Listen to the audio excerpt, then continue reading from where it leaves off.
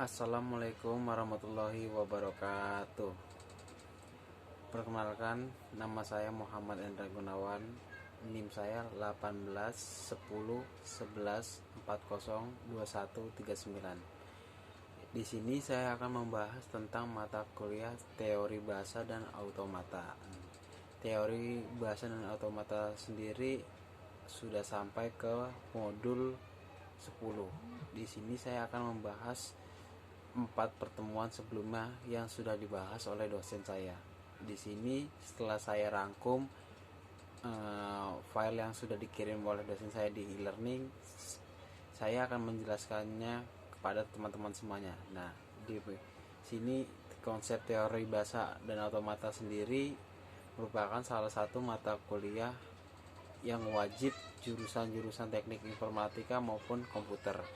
Teori bahasa dan automata merupakan mata kuliah yang cenderung bersifat teoritis, tidak memuat hal-hal yang praktis untuk diterapkan langsung dalam praktik. Nah, di sini saya akan membahas di pertemuan pertama yang sudah saya rangkum. Nih,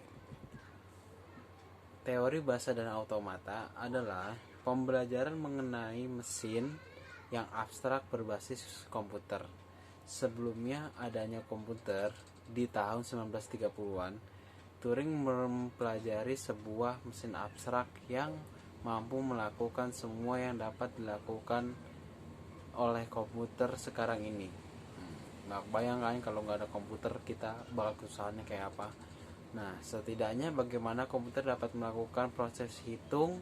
Tujuan Turing adalah untuk mengetahui batasan yang ada antara yang dapat dilakukan ataupun tidak dilakukan oleh sebuah mesin komputer. Kita lanjut di modul kedua. Sebentar. Kita masih ada nih sedikit di teori pertama, teori bahasa yang akan dibicarakan dalam teori bahasa automata. Ini merupakan suatu bahasa formal diutamakan untuk perancangan, komplikator atau compiler, dan sebagai pengolah proses naskah atau text processor. Hubungan di antara bahasa dan automata adalah bahasa dijadikan sebagai input oleh suatu mesin automata. Selanjutnya, mesin automata ini akan membuat keputusan yang mengindikasikan apakah input itu diterima atau tidak. Sampai sini mungkin sudah paham. Nah, di pertemuan kedua, tata bahasa formal pada teori bahasa automata. Terdapat istilah terminal dan non-terminal untuk mempermudah persamaan persepsi dalam proses produksi dan definisi. Suatu proses terminal adalah bagian yang tidak dapat diuraikan lagi.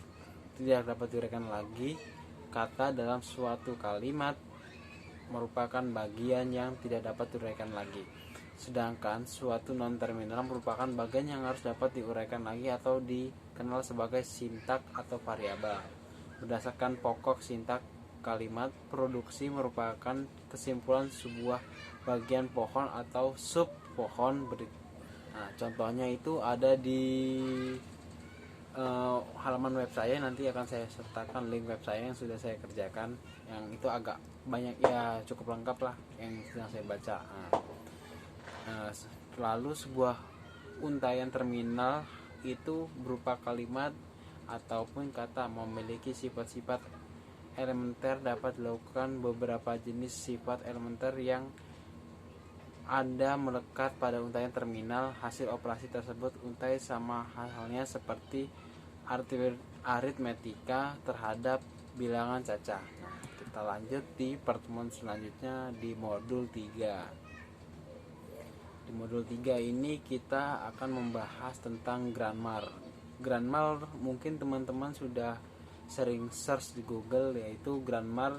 Di sini saya coba baca dan saya jelaskan sedikit yang sudah saya rangkum. Grammar merupakan suatu sistem matematika yang digunakan untuk mendefinisikan bahasa dan alat untuk membentuk struktur dari bahasa kalimat yang sudah dikenal sebagai struktur gramatik.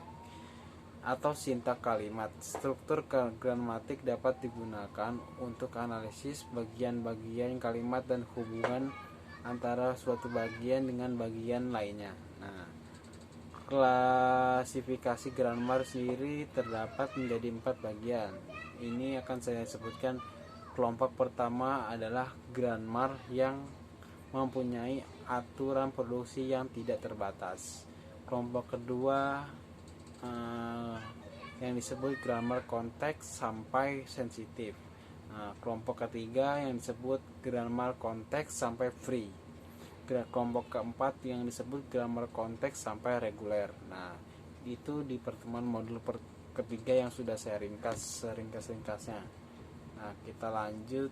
Ini di minggu kedua, kalau nggak salah pertemuan minggu kedua di modul ketiga.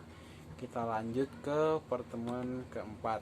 Dari total pertemuan yang sudah saya lakukan hingga minggu ini 10 pertemuan atau 10 modul yang sudah dibahas oleh dosen. Di pertemuan 4 ini kita akan membahas Finance Test Automata atau disingkat FSA, merupakan tool yang sangat berguna untuk mengenal dan menangkap pola dalam data. Finance Test Automata sendiri adalah model matematika yang dapat menerima input dan mengeluarkan output yang memiliki states yang berhingga banyak dan dapat berpindah dari suatu state ke state lainnya berdasarkan input dan fungsi transisi. Tidak memiliki tempat penyimpanan atau memori, hanya bisa mengingat state itu sendiri yang saat ini itu. Oke. Nah, implementasi pada Finance Test Automata dengan contoh kasus ini ada petani, kambing, serigala, dan rumput. Jadi seorang petani ini ada seekor serigala, kambing, dan rumput.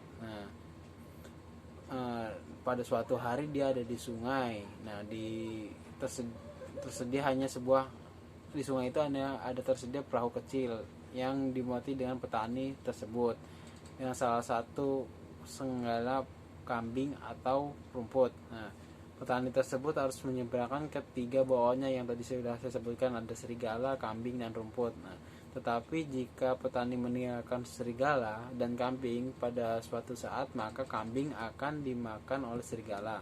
Nah, begitu pula jika kambing ditinggalkan dengan rumput, maka rumput itu akan dimakan oleh kambing. Lalu mungkinkah ditemukan satu cara untuk melintasi sungai tanpa menyebabkan kambing ataupun rumput dimakan? Tahu nggak teman-teman kira-kira gimana? Nah, itu aja yang mungkin yang bisa saya dapat sampaikan dari 4 pertemuan sebelumnya atau modul sebelumnya yang setelah dosen bahas. Kurang lebihnya saya Endra mohon maaf. Kita akan lanjut di pertemuan selanjutnya. Ya, mungkin itu saja yang dapat saya sampaikan. Assalamualaikum warahmatullahi wabarakatuh.